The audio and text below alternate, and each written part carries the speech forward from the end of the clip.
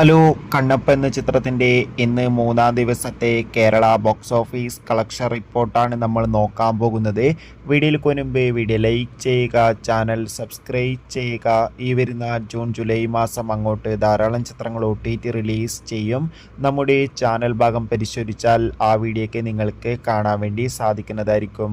മോഹൻലാൽ, വിഷ്ണു, പ്രഭാസ്, അക്ഷയ് കുമാർ, കാജൽ അഗർവാൾ എന്നൊക്കെ പ്രധാന കഥാപാത്രങ്ങളായിട്ട് ജൂൺ 27 റിലീസിനെത്തിയ ചിത്രമായിരുന്നു കണ്ണപ്പ. ചിത്രത്തിന് അത്യാവശ്യം ഒരു ആവറേജ് അഭിപ്രായം മാത്രമാണ് മൂന്നാം ദിവസവും പുറത്തുവന്നുകൊണ്ടിരിക്കുന്നത്.